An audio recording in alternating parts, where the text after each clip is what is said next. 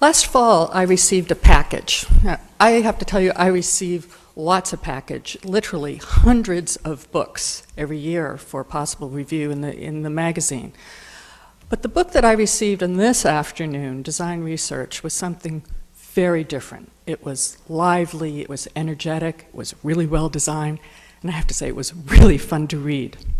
But as I read it, I found this profound sense of nostalgia coming over me, this sense that was so deep I had to stop and really try to figure out where it came from. What was the source of it? What exactly was I feeling nostalgia for? What was I missing? And after all that, that little bit of self-analysis led to the current issue of Architecture Boston, which I hope you've all picked up in your choice of blue or green covers, an entire issue devoted to the architect Ben Thompson, who was the founder of Design Research, a remarkable architect, a man who believed profoundly that life was a great adventure to be enjoyed to the fullest. His partner in that adventure was Jane Thompson, our speaker tonight. Jane is, in her own right, a remarkable person. She graduated from Vassar and went on to the Museum of Modern Art, where she became an assistant curator. Later, she became an editor at Interiors Magazine, and then the founding editor of Industrial Design Magazine, better known as ID, one of the great design magazines of the late 20th century. She came into Ben's life in the mid-1960s, and together they had quite an adventure. She was a partner in Design Research, became a principal in his firm BTA, a firm that is perhaps best known for the Faneuil Hall Marketplace, a project that really changed the face of cities around the world. She's today a principal in the Thompson Design Group, an urban design and planning practice here in Boston, and has been the recipient of many awards and all sorts of recognition, including, perhaps most significantly, the Institute Honors from the AIA. Just last year, the Lifetime Achievement National Design Award from the Cooper Hewitt, and my own favorite, a Knight First Class in the Order of the Lion in Finland. And in Finland, whether that makes her a knight or a knightess, I don't know, but I can tell you that she is quite a lady and quite a dame. Please join me in welcoming Jane Thompson.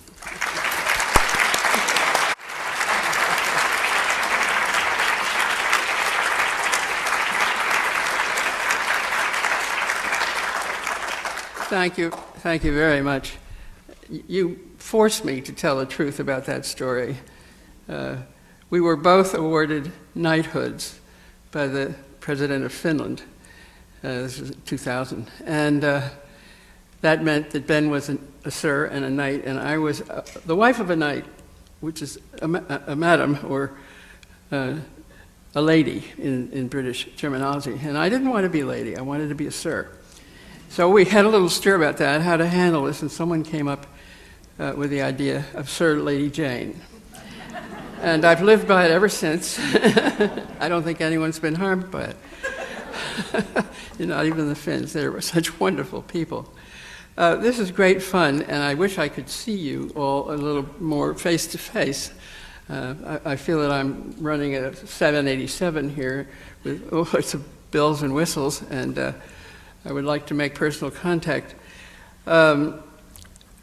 Liz's story is very touching about how she was felled by, excuse me, I have something here that's supposed to light up and tell me how the timing is going. So would somebody like to fix that and put it back? I don't want to go over time, and this has gone to sleep. Because we, as we explored for 4 years, the backgrounds of people who had been deeply involved in design research, we found out lots of things. It's still not showing, however.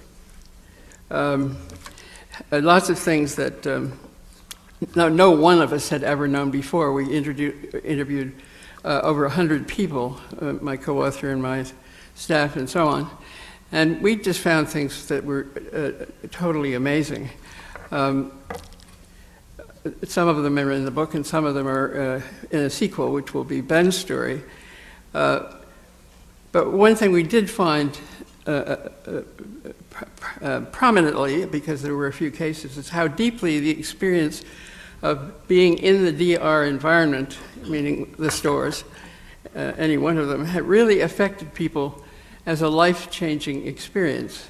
Now, this didn't normally happen in one visit, but people who were involved with the organization, even in the architectural side of it, some have often said, I wouldn't be here if it weren't for the design research. It taught me that I could be a designer. I never knew that until I went into that store. And it's sort of on the tail of that I want to start talking about how different the store was and how different the mentality was of how it was designed. In just basic retail terms, it wasn't a showcase for any individual designer, as would be the case, say, a line of goods, the Eames products on one hand, and the distributor or company, Herman Miller. There were no lines for individual things. The goods in the store that had been assembled, he compiled a really unique collection of useful objects, also attractive in material and workmanship. And he didn't have buyers. He did it almost entirely on his own initiative with a lot of helpful eyes.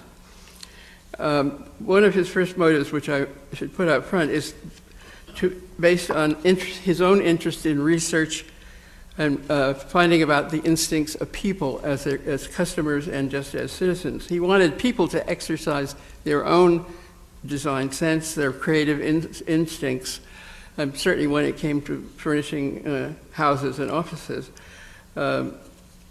He would say, I will do the work of finding the best choices for you, you make the selection, and you make your own environment.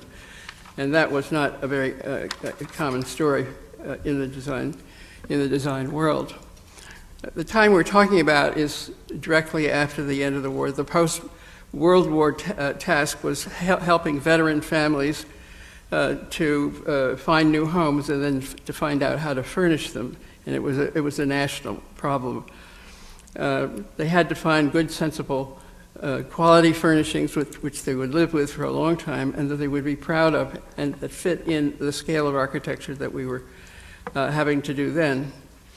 To start the story, there were 7 young architects, graduates of Harvard, Yale, and Smith.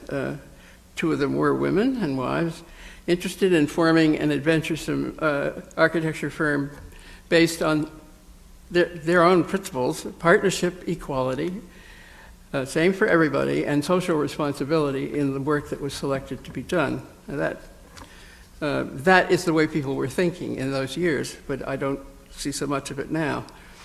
They called it the Architects Collaborative, and those partners were right in the middle of the demographic that they were concerned to solve, because they also needed homes for their own families, and they were pretty large, actually.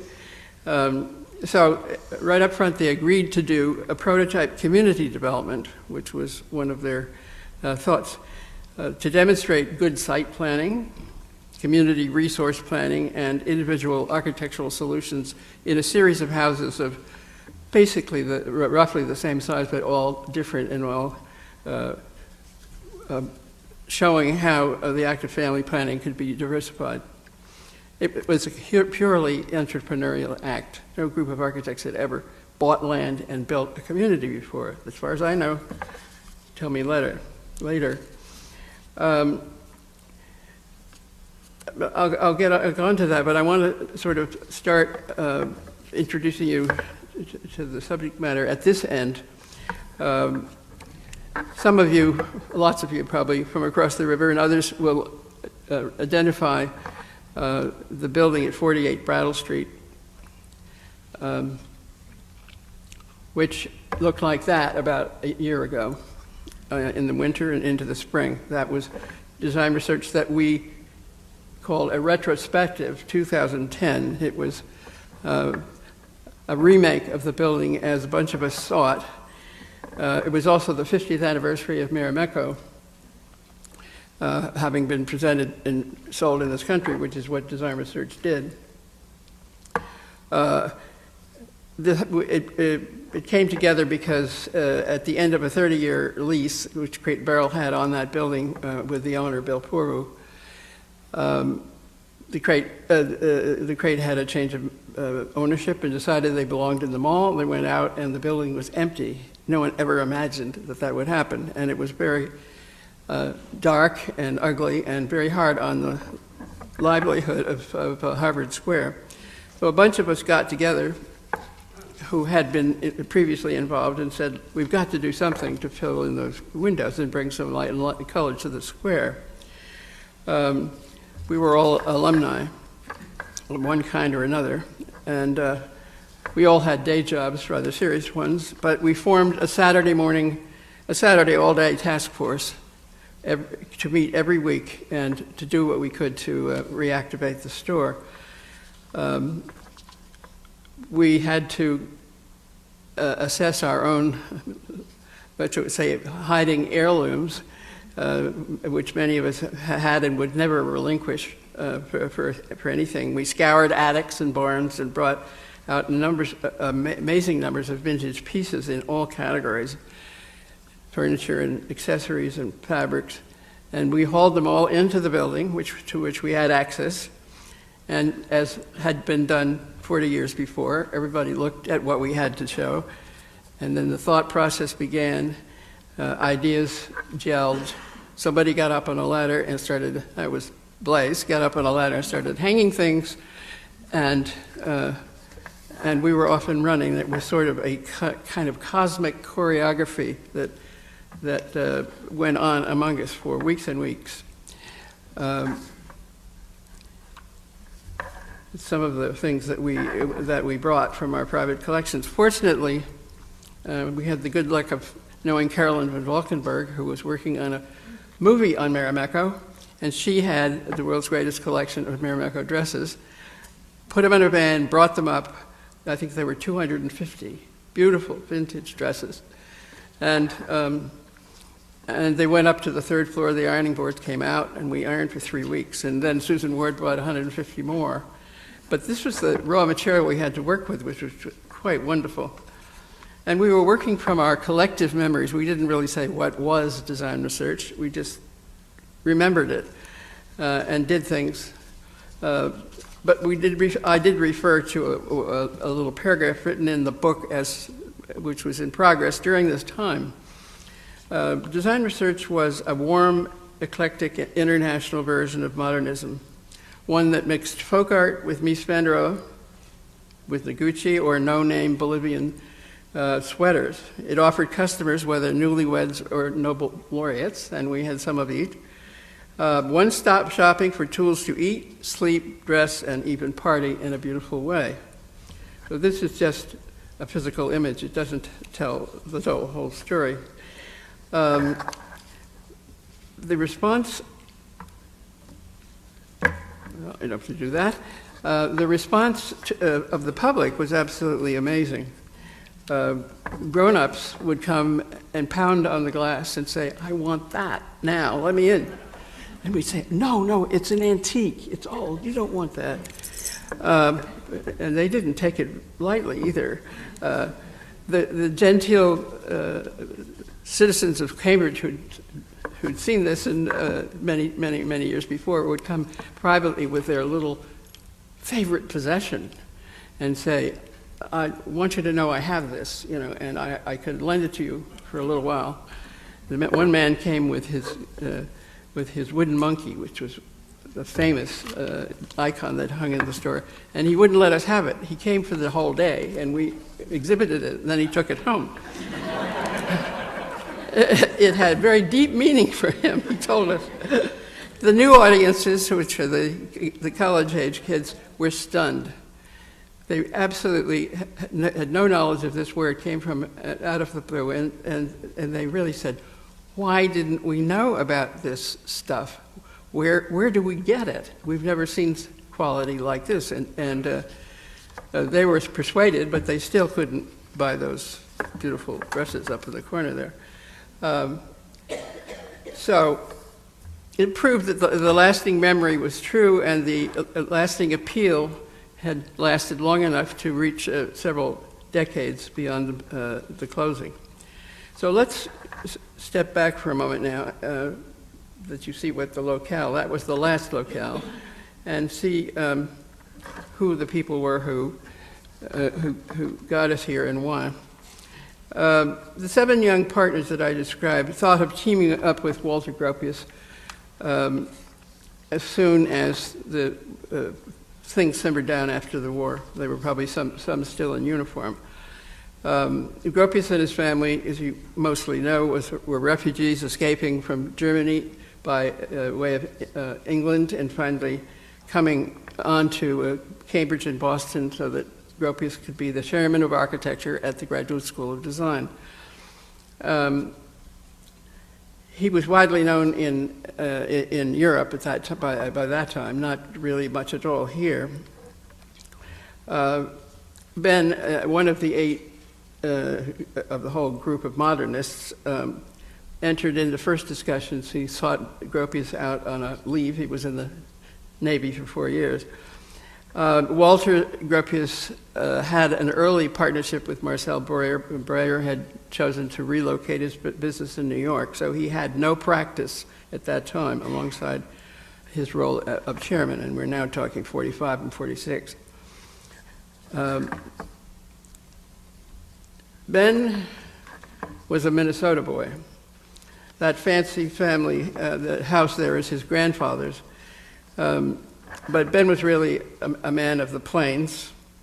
Plains and lakes, birds, fish, and fields of oats was what he loved. And the Minnesota landscape really never left him. His love, he found real meaning in nature, and of course he included all living things, including people, which he was very interested in. And he would always say, "I think about people before I consider the buildings." And his personal ethic was one of continuity between design and life. And I think you find he was practicing a very different kind of architecture from many others. That was Cape Cod, whose nature he appreciated duly as well.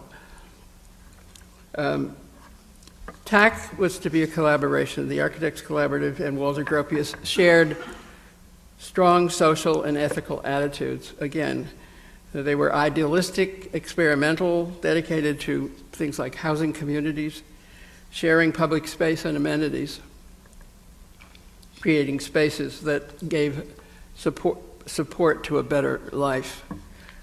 They talked like that after the war. Ben had also absorbed, I think, the Scandinavian ethic, ideals of community cooperation and sharing,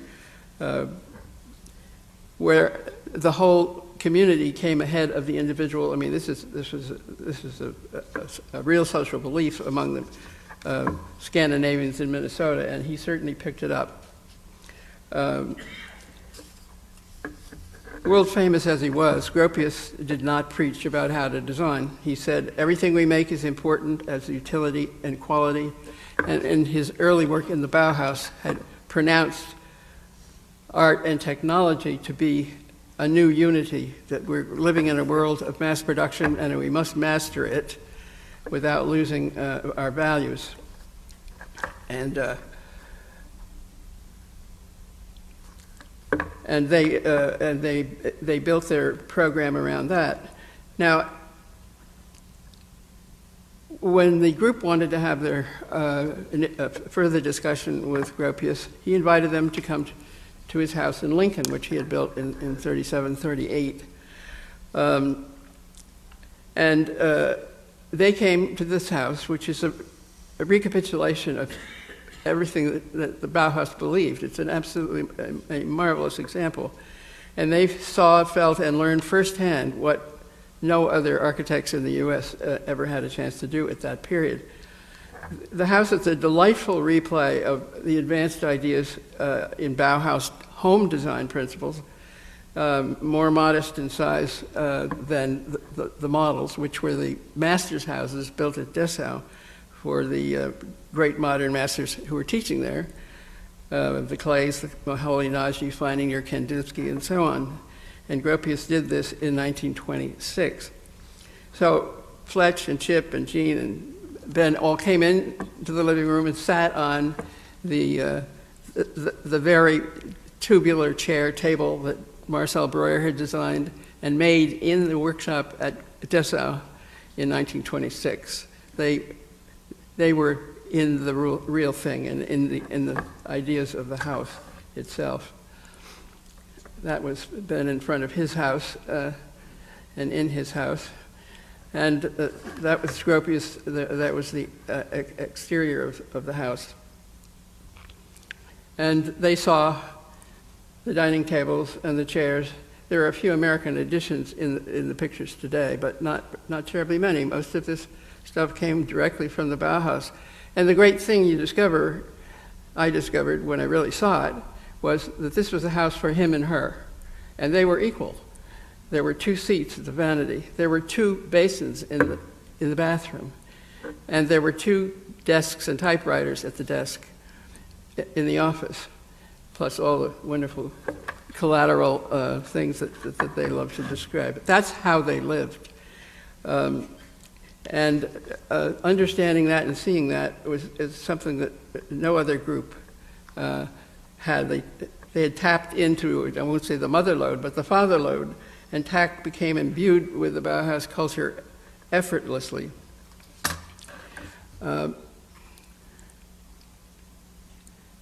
That's the living room of the Breuer, the Breuer lounge, and the things have moved around, but believe me, it was an experience. I just will refresh our memory a little bit about the Bauhaus, because it's been so long since anything's been written or shown about them. But it was an extraordinary a piece of architecture for its time and for many times later. And it was not a big monolith of white boxes. Each of the wings had a different fenestration, a different light, different attitude toward work and play and living. It was a sort of a complete city. And the master's houses that I referred to are those on the right there that he did for his faculty.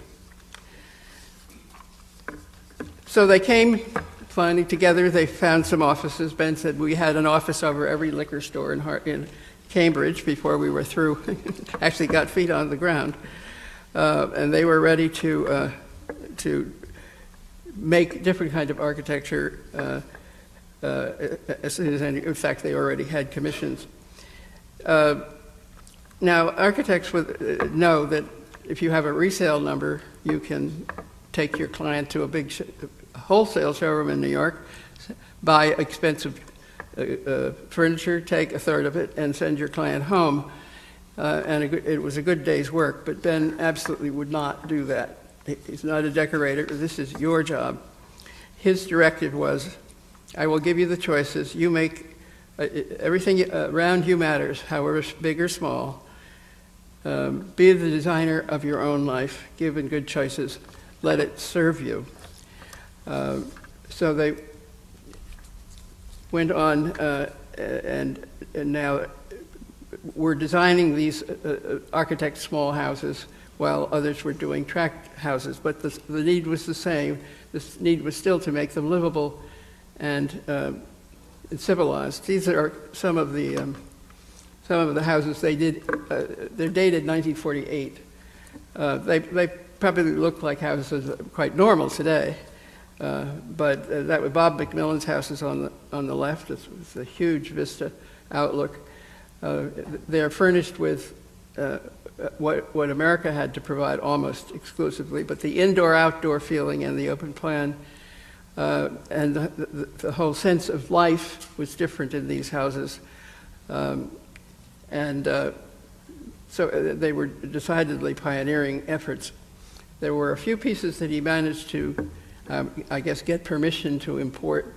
The Matson tilted chairs there were very special, but other than that, I think this was what he was looking at for any and all small houses or big houses that they might take on. He had a nice big house commissioned on the Long Island Sound in 1950, and here he was able to import wonderful Albini wicker furniture and the sofa, everything in natural woods, and then also the beautiful Hans Wegner table and hand-carved chairs, and the two sofas, which were Ben's personal design for this house. One set of the down sofa without arms, and one that was properly cased and sided. But what Tack had decided out of all this was to buy 20 acres of land on a hill in Lexington and lay out a complete community for their 5 or 6 families that they had at the moment, and have future sites for future clients, which is really what happened. They did a beautiful natural treatment of the site and planned things for the entire community. It was just like a co-op. The communal recreation, tennis courts, a play field, a pool, places for kids to play, ride bikes, and so on, all maintained jointly, and that was, as far as I know, just exactly the same today. And they all designed their individual houses, and they were quite different, and I think that made a statement too. This was not a tract development. It had one of the best models going around it. The houses that I showed you were some of the first houses furnished by Tack Interiors, and which later became DR Interiors. I would just in retrospect think this and the second 5 fields had a decided effect, maybe initially locally, but the ability to see these houses and see how they were used and see how people lived in them really did spread among architects, of course, but also among builders. So we're talking about how do they furnish things? How do we find things for furnishings? Ben knew how to find things, good things, and wherever he went, Switzerland, Italy, Germany, South America, and so on, he would find a few hours in his travel to go out and walk the city and look into show windows and see things, not just furniture, but all sorts of things. And when he saw something he liked, he made a note or went in and asked, took down a note, and went back to Cambridge and put people on finding the original source. So he was a source buyer. It wasn't easy sleuthing, but it was a very, very good deal because he found the originators of good design in each one of these countries and the real craftsmen. And the designers loved working with him, and of course they gave him exclusives. He didn't want all full lines, but he wanted the things that he had picked. And he shipped these things to a 3-room house, a tenement on Brattle Street, which is right there in front of you, which he used as a temporary warehouse where clients could come in and look at what there was and decide furniture that they might like to have. So something happened. Did it go? It went off.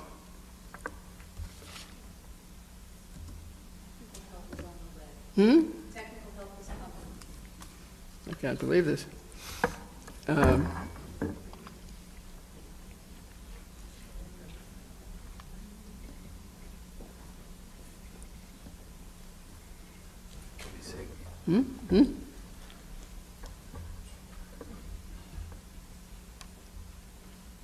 Must be along, yeah.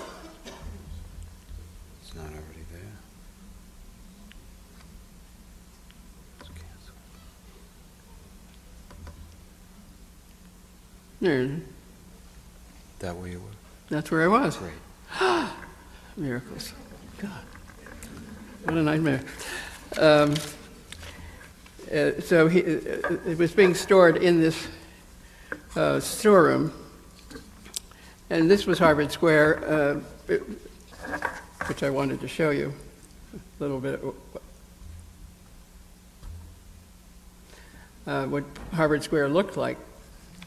It was a college town. It had rather low buildings, a few 5 and 6 stories, not terribly much traffic. It looked like everything was under control. Sages was where it was, and the Brattle Inn was on the corner of Story Street. Ben had the good sense in that period to buy the Brattle Inn and all the land halfway down Story Street, because he knew eventually that he would get evicted from that tenement. So that's where design research came to be some years later. It was apparent that he had to have a store. He took on the other 2 tenements, knocked down walls, did all the things that people were doing with old buildings then, and turned it into the store that they wanted. I think that in the picture of the block, there were 2 houses, one on either side. The Reed and Nichols houses, you will maybe remember, were part of it was Radcliffe property. And when the time came, he persuaded them to allow him to move the houses off to the back of the site and remodel them into classrooms, which was an unusual piece of active preservation at the time. So the store opened, and these are early glimpses, relatively early glimpses of the store.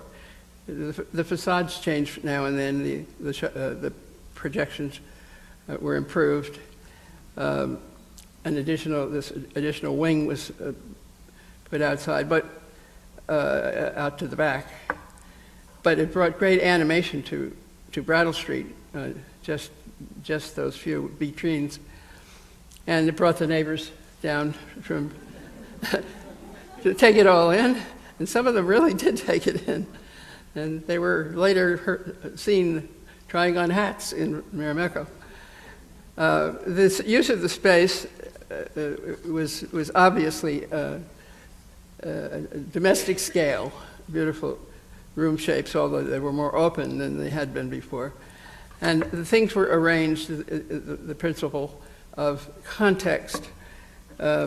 Everything was, this wasn't piles of one thing or another. This is things used and mixed as they would be in your home, and it looked like your home. And he asked everybody, and his very intelligent saleswomen, treat it like your home and treat the clients as if they're in your home, and that's all they needed.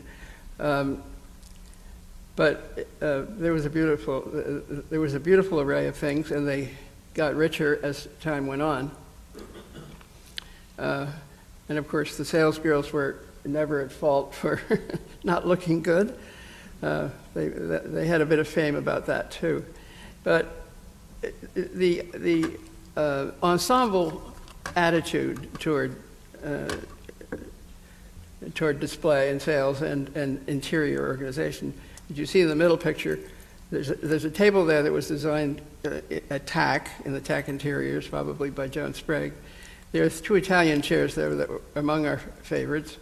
And there's this willow sofa that he found in the woods of Germany somewhere, which was a treasure. And they all sort of work together.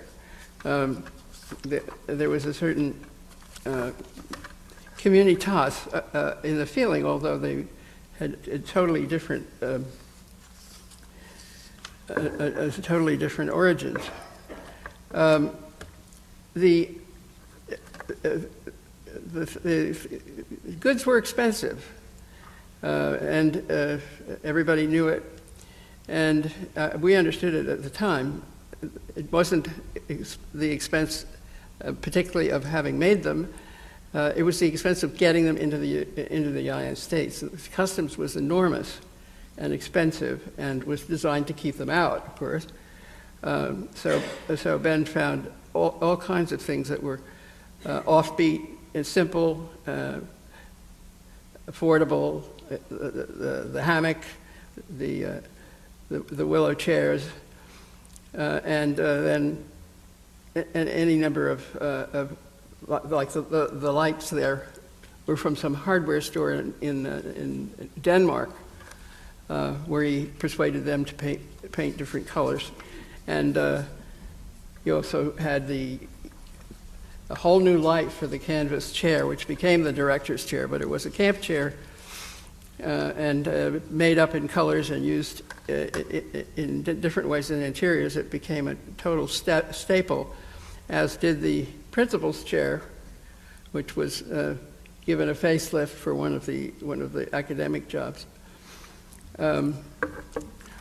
There's a point I want to introduce here, which was terribly important and maybe is so well known that nobody thinks anymore, but that was constantly being told that this is art in everyday life. We are having designed objects because they are equivalent to art objects and to architecture itself. And this was a radical and a long time coming attitude that really originated in the Bauhaus in the way Gropius had organized architecture as the super art, but all the trades and all the things being, the useful things being designed were worthy of equal amount of attention to design and because of their influence on our life. And the nature of the objects themselves was changing. Every man has to have access to simple things of good quality. That was a war cry in the 20s in Germany. We must have versatile daily objects. The concept begins to change. Dinnerware, unbreakable maybe, but it can be used not just for dinner, but for lunch or for tea or for any other things that might come up. The products have to serve you in a wider way. The dining table could soon move, the dining chairs could pretty soon move into the living room, which was larger, in fact, because there was no wall between the dining room and the living room. Now, we've lived this for 50 years, and it doesn't sound very original, but this was really leading edge. Thinking on behalf of architects, on behalf of other designers, if architecture is to be the central purposeful design in our lives, all the objects of utility will reference their way of improving the contents of life inside the container. So we're now talking about design as real life inside of a container, not just the outside. And the public didn't know the slogans, but they knew something was very different and that the values they were seeing in goods was different. So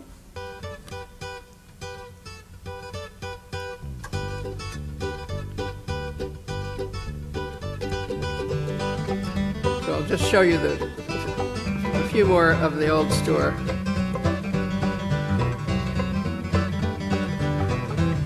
Lamps, very important.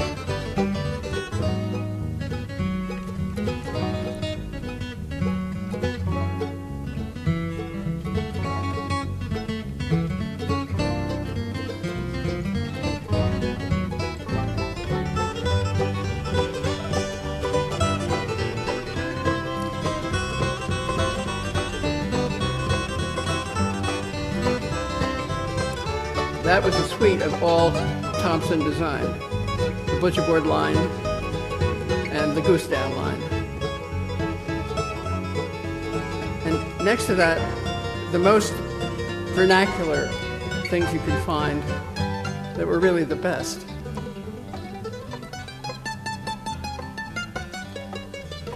The woman was spinning the wool. Ben went to watch for the wool that he was weaving, she was weaving for us.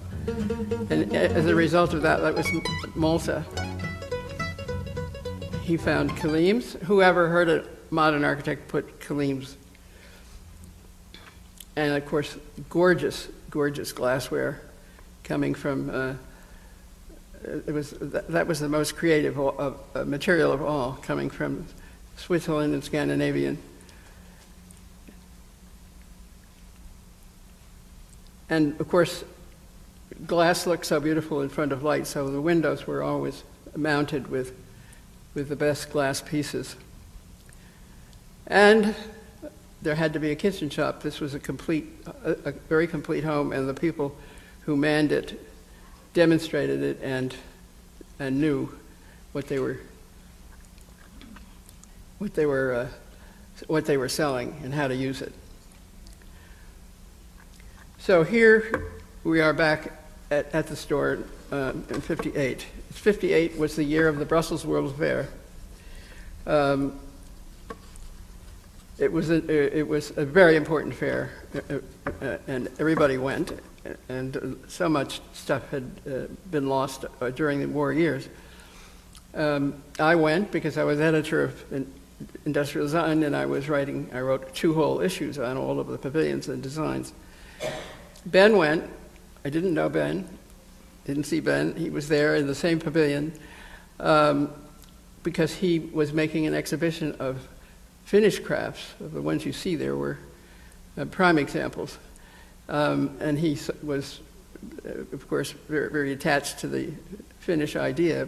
But what he discovered in the center picture, right straight back in at the end there, is a big hanging fabric, printed and colored fabric, which he had never seen before. He wrote down the name from the salvage. It said Printex, probably, because it was very early. And he wired home and got contact with one of his students in Finland and said, find her, him, tell me who, and I invite them to join our exhibition. So that's how Marimekko arrived, by a flash, half the world around. That this was something that really belonged in their world, in their collections, and in people's lives. So Armi Ratia came. She was the president and the creative director with her husband of a small factory of hand-printed fabrics, and they were finishing them as raincoats. In this picture, she is opening the boxes with all of those beautiful handcraft objects that Ben had gotten after the World's Fair, I guess. And they were examining them. Woko was her assistant at that time. I was publishing the foreign designs. That was my publication of those same objects when they were appeared in the store. And there was another article, there were 3, I guess, about the whole impact of what this store was finding overseas and how good it was and how competitive with the American market. So it was attracting attention. And it was attracting attention from the women of the world for a whole different reason. It's Mrs. Ratia and her chief designer, Annika, in the beginning of the shifts that they brought to display, and actually for the first time at the opening of that exhibition. I probably don't have to remind you that times were a-changing, particularly for women who are ready for change. We women had been trussed up with girders and garter belts and stockings and white gloves. Men wore stiff collars, 3-piece suits, starched shirts and neckties, and fedoras every day. That was the uniform through the Depression and through the war, and something better had to happen. When it came, we really relished it. I think this was an important moment in women's liberation, to understand that fashion could be rethought and molded. Those loose, colorful shifts brought freedom to the mind and to the body. No waistlines, no ungirdled moments. We women gained a high profile, both in shape and in personality, because this liberation was really heaven, and it was appreciated. I wanted to show you the background. These are the folk art, or these are the habitations of people in Karelia, the section of Finland which has often been the section of Russia in various wars.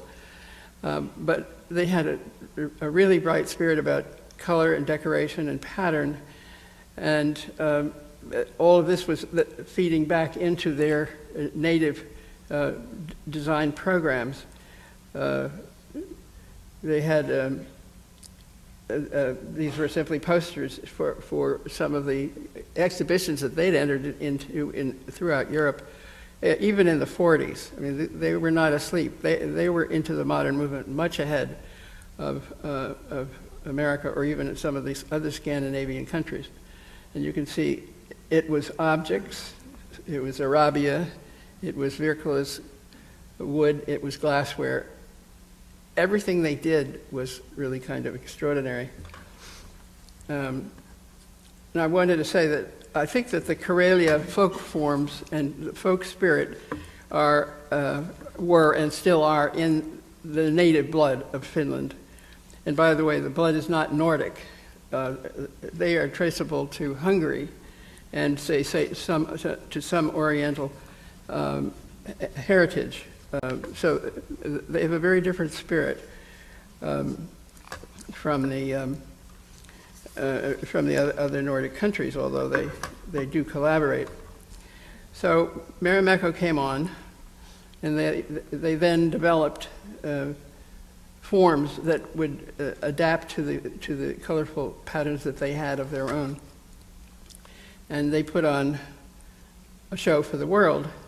What's so interesting about it is that they advertised Finland every time they did it. Here they are, bare feet on rocks in the snow.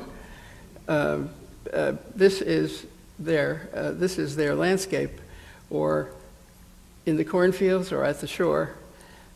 Everything in the environment told you what this country was about, and that's one of my favorites. The pattern of the dress comes from the agricultural sticks. And we came to know that the Finns were earth-inspired, a really unusual country in its relationship to nature. And that was the good Mother Armiratia, who took care of them all and was a wonderful leader. So Marimekko impacted the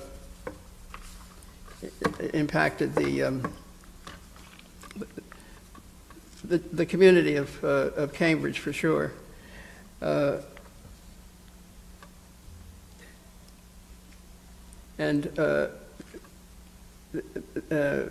Ben was reaching out and trying to discover other locales. The corner there is a little store in New York on Lexington Avenue that he was testing.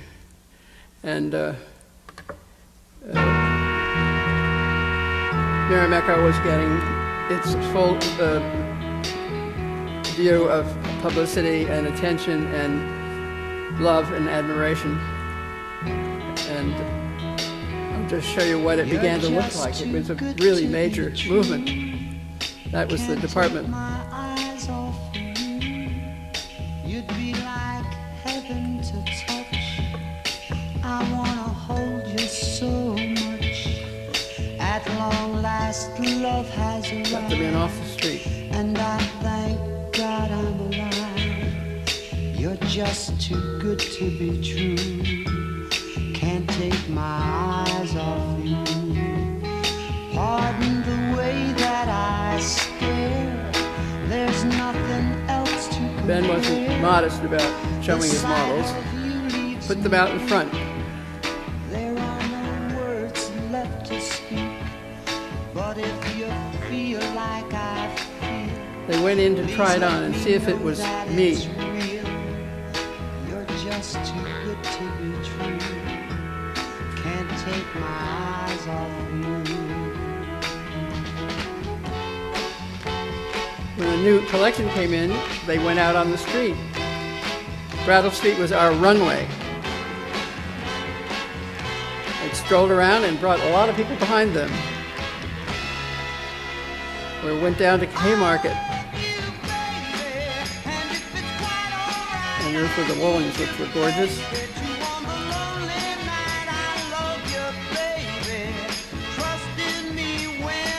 Every now and then they dress up and have a garden party, model everything that was new. That was in the side garden. And Gopi's birthday was always celebrated in their best of wear.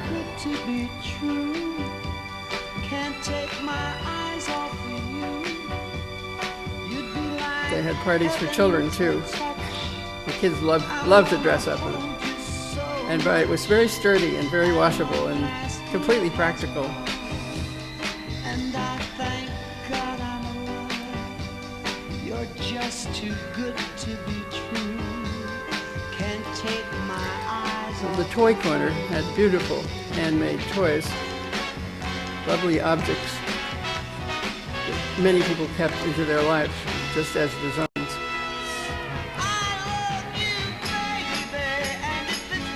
That was the handmade fabric that went into the elephants. There was a lot of national publicity in this period, and the best photographers jumped on the wagon. Big articles in the fashion magazines. That was a Vogue thing on footwear, they said. Well, it looked good. And at the same time, Jackie tuned in. She went to the little store in Hyannis that summer of '60, and she bought several dresses. She ultimately bought 8 dresses.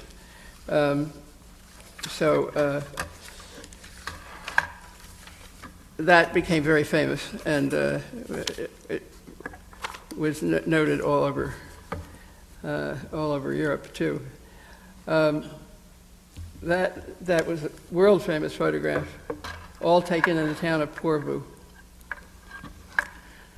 So then we have to go on to the story of subsequent expansions, which I will breeze you through. There was a brownstone on 57th Street, which Ben located as the best possible neighborhood to have a new store. It was between Tiffany's and Baccarat, you know. It was really pretty good. It was a deep store.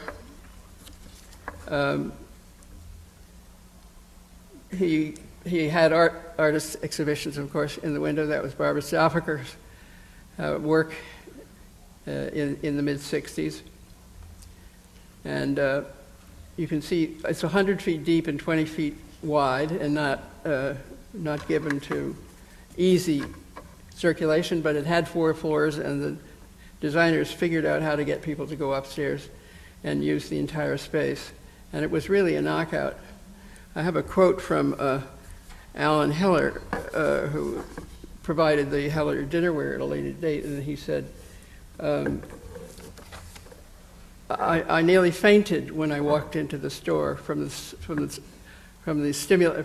stimulation, the sound, the aromas, the color. I almost fainted. He said I was on sensory overload, and you know, Ben understood that the whole exercise of reaching people through all their senses. I think that is one of the big lessons that came out of this. There was many new products coming from Finland. December, their subsidiary made, I believe, the very first canvas bag, started this entire trend toward canvas, and produced subsidiary accessories and at the same time really wonderful quality plastics coming from Italy. The place was abuzz. The stories were absolutely marvelous. And Ben then staged To Finland with Love, a show showing a new line in 1965 or 66, all yellow. That was a Finnish lake boat that he managed to get sent over to set the stage.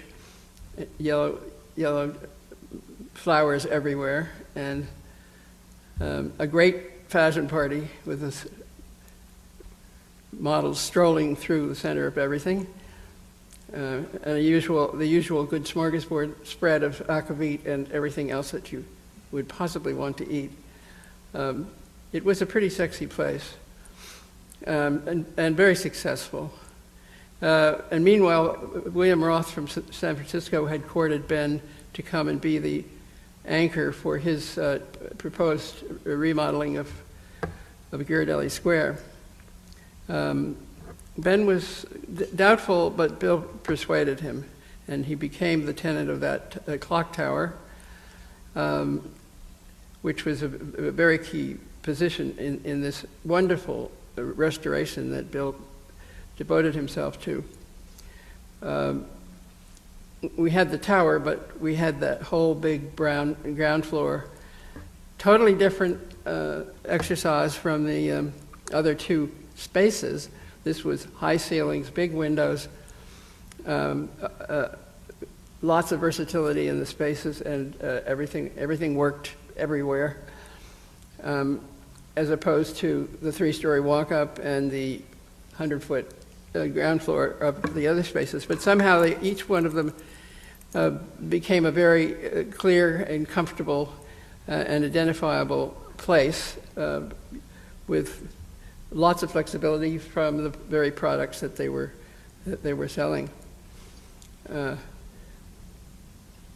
the years, about 20 years later, when Bill Roth sold Ghirardelli Square, he stipulated to the new buyers that Ben Thompson and Associates should do the remodeling, and so we did in the 80s make a lot of things much easier and better in this place, and particularly the ability to get around up the stairs. We made a stairwell there so that you could reach the top. I want to finish that, and had a great vista and improved all the circulation to the upper levels. Now they're changing the upper levels to apartments or to condos, but the basic of the square still remain. When we came to this point, this is there's a selection, 2 of 10 pages from the book, in which we could then collect the greatest products, the ones we all love the most and were the most enduring in the marketplace itself. Many of them were still being made, and when you took a look at the whole collection, this is a museum collection of all of the best stuff that we love and still want to buy, and such diversity. I mean, we had the Breuer Vasily chair from the 20s. We had the Tonet rocker from 1830, still useful, still beautiful, still fitting into these spaces. And that's another story. It is written up in detail in the book, but there was a long association with Julia Child, starting when she got her contract to do the first French chef, first food program ever on television.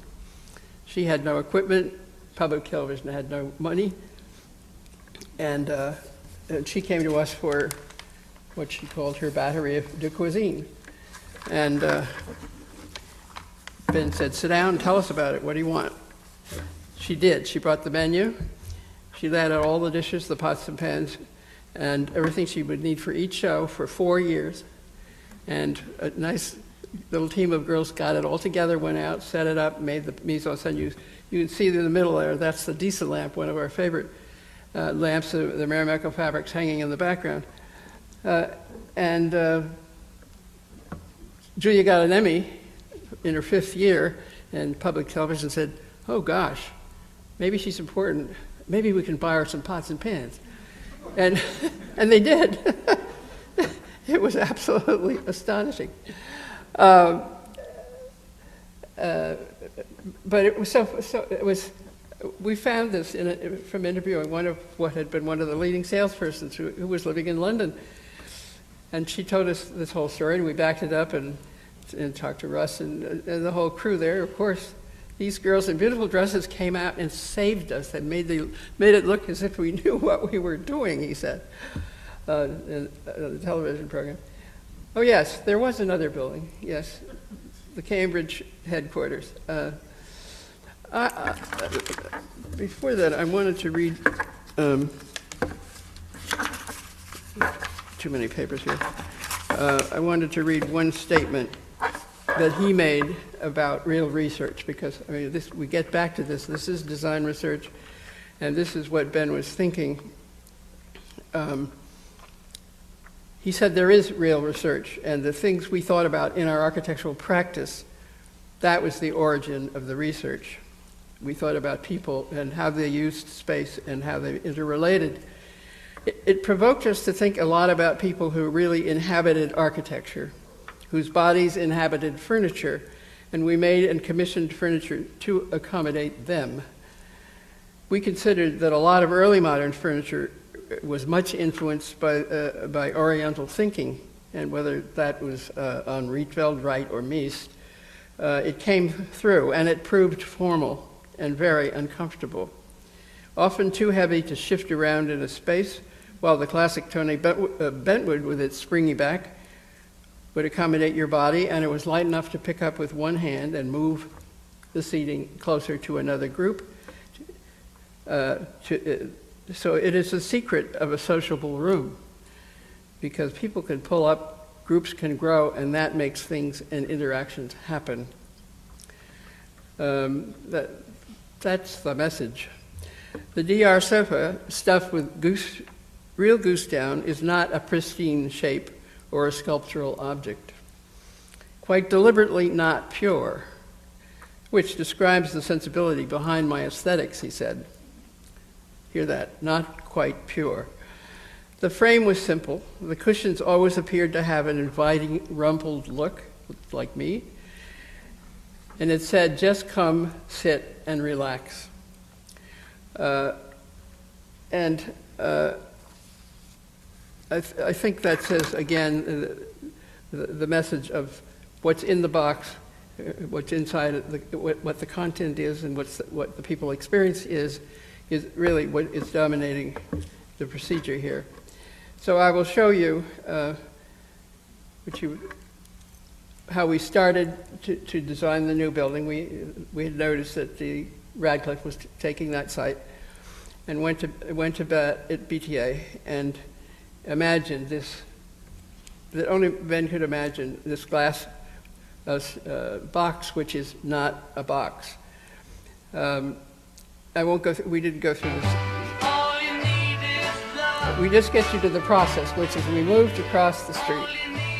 The whole store and the architects came, and everybody carried things. And Ben loves a parade, so we invited the policemen, and everybody had a terrific time transforming. It only took a year, really, to get that new building up. Louder.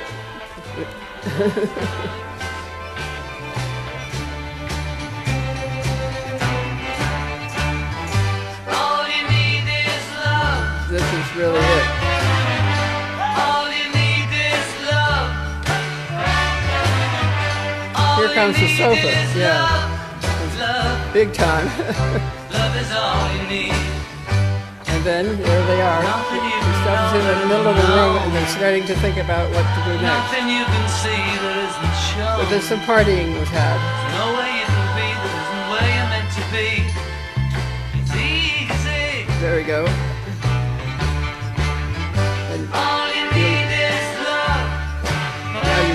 facets of the building which really disappear when the products are inside. All you need is love, love. Great new ways to display.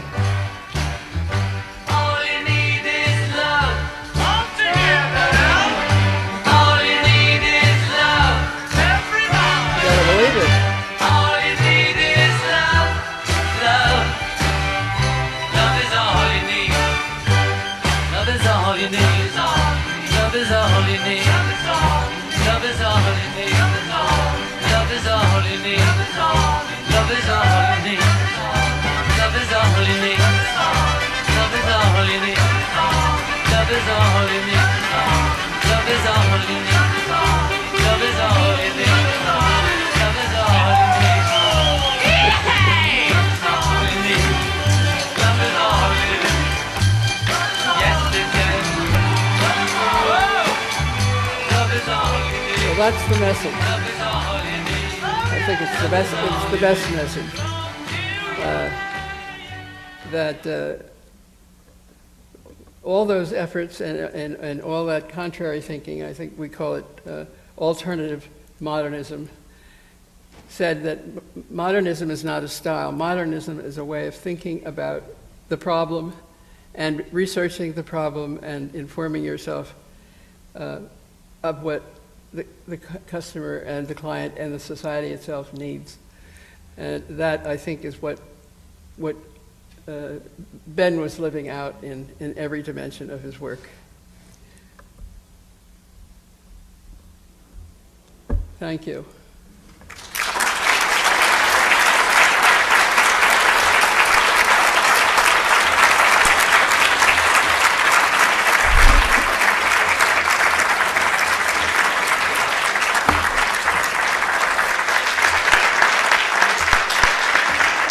We have time for a couple questions. Any questions? Perhaps, Jane, you could just tell us quickly the demise of design research and when it came to a close, the epilogue to the story. Yeah, the romantics among us don't like to talk about this, but everybody really should know. I'm glad to. We just put it behind us and never looked back.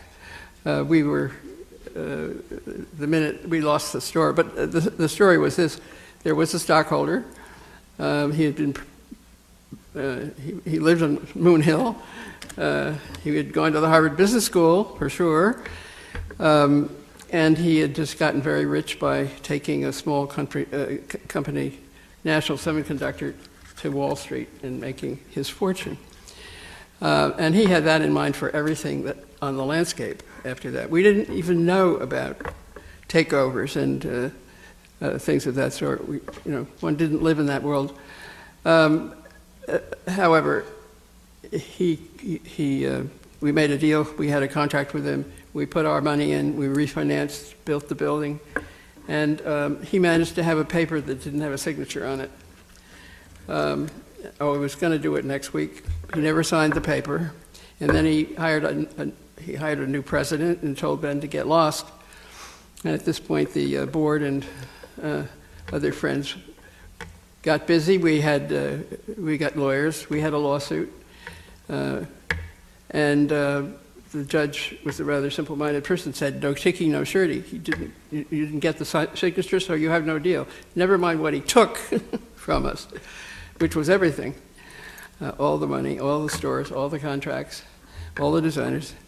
And he tried to run the store as a possible sale on Wall Street. He didn't know the business and had no business even attempting it. And so he ran it into the ground. We didn't. It was very successful when he took it over. The proof is that he did take it over. So after 8 years, he declared bankruptcy. And he had meanwhile sold the building, taken the building, our building. We were 49%, mind you, still in this deal, but it didn't make a difference. He sold the building to Bill Porvu, and Bill Porvu, who loves and admires the building, was a very good person to do that. immediately got the Crate and Barrel, which was, a few steps behind DR practically in everything that we did, to take the lease. And it was a very successful conclusion as far as he was concerned. We just said, well, we've done that. I think the whole life of the store and everything that went into it prepared us to think about the next larger context problem. Well, is it a room? Is it a city? And for us, it was Faneuil Hall Marketplace, which had many of the same elements of being a problem to solve, not just on its own terms for financial gain or even for historical gain, but for urban gain and for the betterment of the larger community. And that's what we were after for Faneuil Hall. So it was a direct descendant, I think, of the years that Ben in particular spent doing it the other way. I can't tell you anything else except don't make contracts that don't get signed. But without DR, there perhaps wouldn't have been a Faneuil Hall as we knew it. It was your experimentation. It's very true. We might not have had the nerve. I mean, to take on these big things. I mean, it's great to sit around and dream about it, and hypothesize and so on. But the reality is, fortunately, you don't really know. I mean, my line is. The secret of happiness, Thompson happiness, is no foresight and a very poor memory. And if you're right, and if you can live in the present and get through it, you can accomplish a lot. But you're not even half scared. Jane, thank you very much. There will be a book signing upstairs immediately preceding. Thank you all for turning out tonight for a remarkable evening. Thank you very much. This has been wonderful.